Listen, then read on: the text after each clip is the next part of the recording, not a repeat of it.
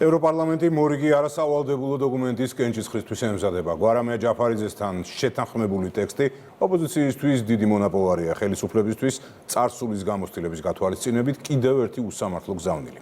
ნინო არღლიანის რეპორტაჟი.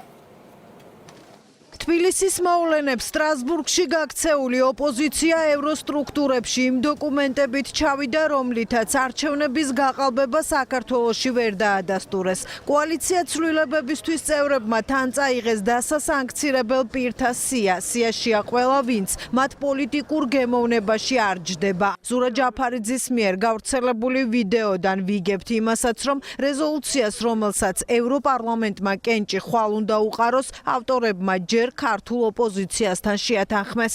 გვაქვს სხვადასხვა სიები წამოღებული იმ ადამიანების, რომლებიც ჩვენი აზრით დასასანქცირებელია და იქ არის ყველანაირი ტიპის ხალხი. ეხლა ამ წუთისთვის რა ინფორმაციაც გვაქვს არის ის, რომ სამი რეზოლუციის პროექტია მომზადებული სამი სხვადასხვა პოლიტიკური ჯგუფის მიერ. ერთი დრაფტი გვაქვს, ისაც ნანახი ელექტრონულად გამოგვიგზავნეს. ოპოზიციის ევროპელმა მეგობრებმა ოპოზიციის საშველად და მათი ჩართულობით რეზოლუციის ახალი პროექტი დაწერეს. გვარამია ჯაფარიძემ მეტი სიმძაფრისთვის ბრიფინგი მოკავშირეებთან ერთად გამართეს, თუმცა ეს ერთი ფოტო მათ მიმართ ევროპარლამენტში ინტერესს მკაფიოდ ასახავს. მათი ყურადღება ვერც მედიამ მიიპყრო. ნაციონალური მოძრაობის პოლიტიკური ოჯახის წევრები ქვეყნის წინააღმდეგ სანქციების გარდა ახალ არჩევნებს ითხოვენ და ვიზების შეჩერებაზე საუბრობენ. აქვეა მოთხოვნა მიხეილ სააკაშვილის გათავისუფლებაზე.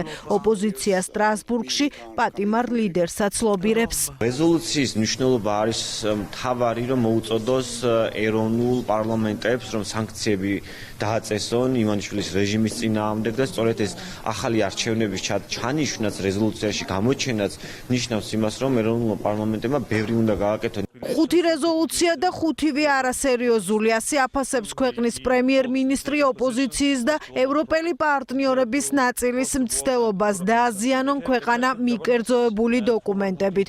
ირაკლი კობახიძე და აღმასრულებელი ხელისუფლების წარმომადგენლები ქვეყნის მტრობაში ოპოზიციის გარდა მათ მოკავშირეებსაც ადანაშაულებენ. ეს არის მორიგი მეექვსე არასერიოზული პროექტი, რომელიც დაინიცირდა ევროპარლამენტში. რა თქმა უნდა, ამ პროექტს, ისე როგორც წინა რეზოლუციებს, აქვს აბსოლუტურად არაფრის ფასი, ჩალისფასი. ჩვენთვის გამომდინარე იქიდან, რომ ეს რეზოლუციები არ ასახავს იმ რეალობას, რომელიც არის შექმნილი ჩვენს ქვეყანაში. რეალობა არის ის, რომ საქართველოში ქვეყანა იმართება დემოკრატიულად, ოპოზიცია არის თავისი არსით ანტიდემოკრატიული, თუმცა თქვენ ხედავთ, რომ ევროპარლამენტის რეზოლუციებში აისახება ხოლმე მხარდაჭერა რადიკალური ოპოზიციის მიმართ, რადიკალიზმის მიმართ და იმ ყველაფრის მიმართ, რაც დღეს ასე მკაფიოდ აკრიტიკებს ამერიკის შეერთებული შტატების ახალი ადმინისტრაცია. გამოიყენება ერთგვარად პოლიტიკური დღის წესრიგის შექმნის ინსტრუმენტად ოპოზიციისთვის. მეტი დანიშნულება ამ რეზოლუციას არ აქვს. ეს არის ევროპარლამენტის მხრიდან კიდევ ერთხელ გადაგდებული, ასე ვთქვათ, მაშველი ოპოზიციისთვის იმისათვის, რომ რაღაცაზე დაფუძნებით შექმნან დღის წესრიგი. ოპოზიცია, რომელიც საერთო ენას ამომრჩეველთან ვეღარ პოულობს, მაშველებს ქვეყნის გარეთ ეძებს. ამბობს ქართული ოცნება, რომელიც აქვე განმარტავს, რომ ევროპარლამენტარების ნაწილი მათი ოპონენტებისთვის პოლიტიკური დღის წესრიგის შექმნას უშედეგოდ ცდილობენ, რადგან მათმა სიტყვამ და რეზოლუციებმა ოფიციალური თბილისისთვის ფასი დიდი ხნის წინ დაკარგა. ჩვენ გვახსოვს, რომ ეს ადამიანები დარბოდნენ როგორმე ვიზა ლიბერალიზაციის პროცესი შეჩერებული იყო, ქვეყანას არ მიიღო კანდიდატის სტატუსი, ასოცირების ხელშეკრულების გაფორმება არ მომხდარიყო. ანუ ყველაფერს ცდილობენ როგორმე ქვეყანა დააზიანონ, თავიანთ პატრონებს მიაღებინონ ისეთი გადაწყვეტილებები, რომელიც არის ანტისახელმწიფოებრივი. მათი ერთადერთი, ასე ვთქვათ, რო იტყვია სამოქმედო გეგმა არის, რომ საზღვარგარეთ იარონ და იმათხოვრონ, რომ საქართველოს დაასანქცირონ, საქართველოს მოქალაქეები დაასანქცირონ, რამენაირად ქვეყნის ეკონომიკა შეფერხდეს, რომ იქნებ ამ უბედურების ფონზე შეძლონ ხელისუფლების ხელში ჩაგდება.